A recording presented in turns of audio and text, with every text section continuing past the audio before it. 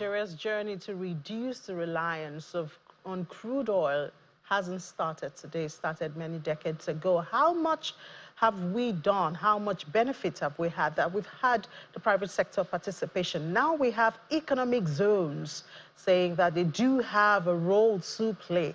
Well, I had a conversation with the Managing Director and Chief Executive Officer of Lagos Free Zone, Mr. Adesua Ladoja, at the just concluded Africa CEO Forum in Abidjan, and she told us what they are doing to contribute to the diversification of Nigeria's economy.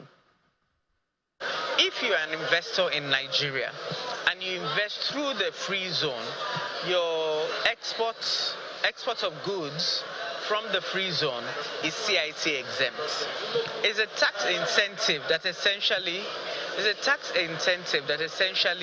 gives you an opportunity to be able to develop your products, right?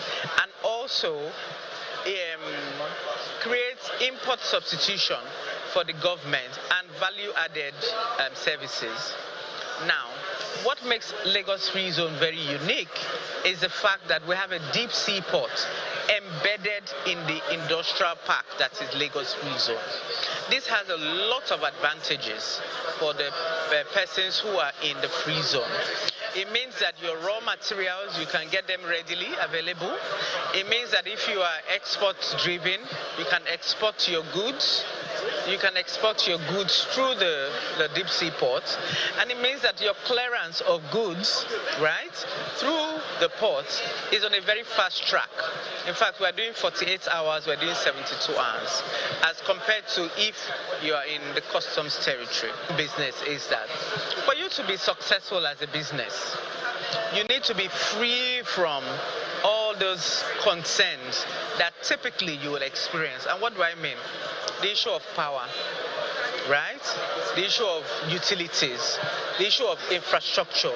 You just want to come, do your business, make your profits, pay your taxes, and just go ahead. There's ease of regulatory processes as well, because we're able to bring all the relevant regulators together as a one-stop process so that you are able to focus on what your work is. If this is done and replicated in numerous forms, the diversification that we are looking for in the Nigerian economy, from oil to non-oil exports, will be easier for us to achieve. And in fact, you know, unification of us in the African continent.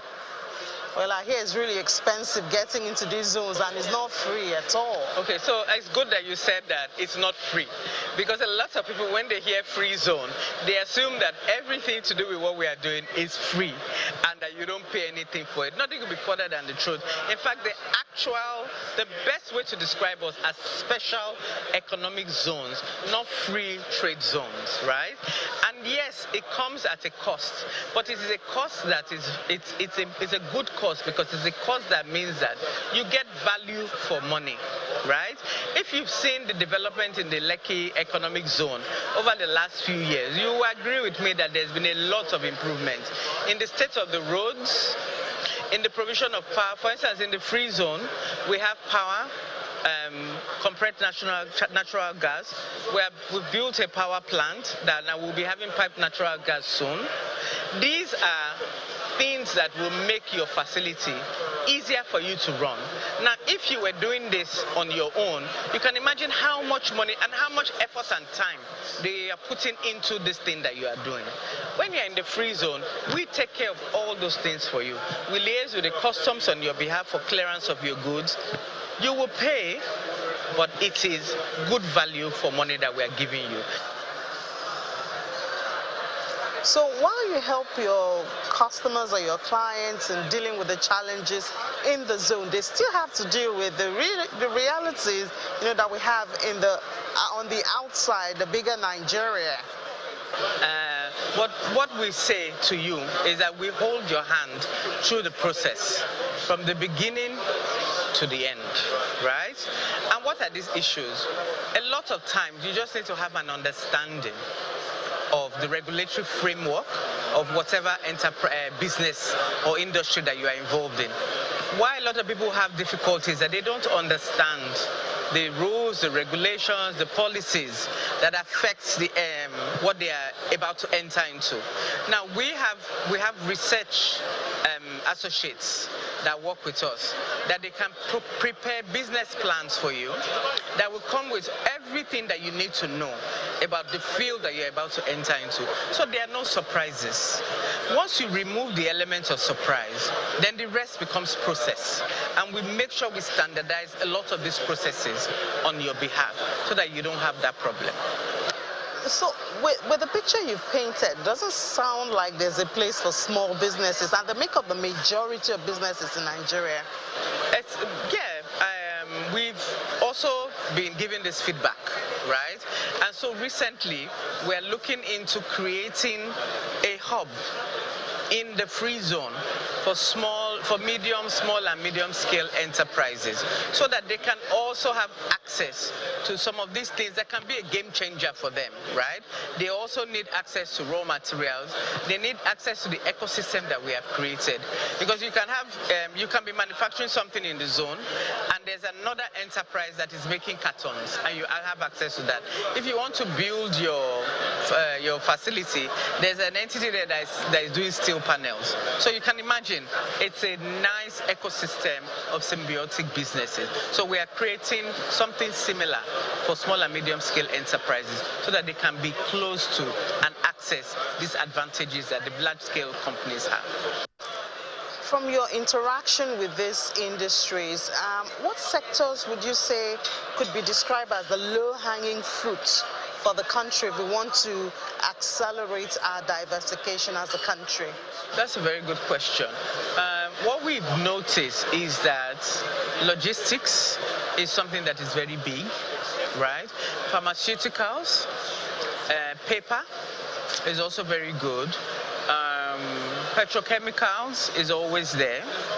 We're also getting a lot of interest from agro businesses, commodities.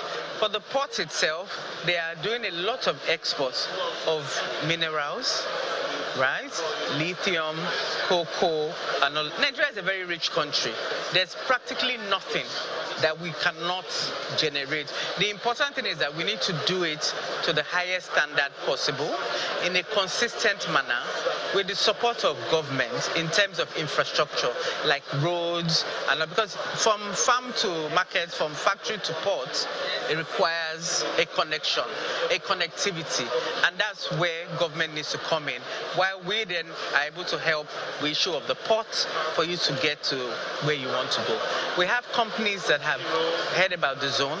They've come in to set up because they want to use the zone as a hub for West Africa.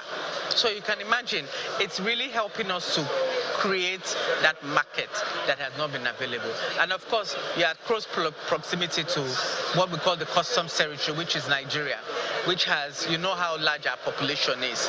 So ready markets available, opportunity for West African expansion, I mean, it's all limitless. And then the issue of adding value to our raw materials, that's the conversation that seems to be gaining grounds now. Would you say we're making progress in adding value and not just exporting our raw materials? I believe that we are. There's still a lot more to be done. It requires a lot of capital, and it requires a lot of deep thinking as to how can we do this to scale and at low costs, so that it is competitive at the end of the day. Those are really the important considerations, yes. We really need to incentivize manufacturers and incentivize businesses so that they are not just taking raw materials from here and exporting. You need to give them the backing to be able to look. We're very creative people, very creative country. If given the right enabling environment, we will be able to create more value into what it is that we're exporting, and that way increase what we gain out of it. But like you said, intentionality is the key word. Legislation is one way to start, but I think beyond that, we really need to look at how we can help beyond just words and compelling to make sure that these people see the value in doing this value addition in Nigeria before it's exported.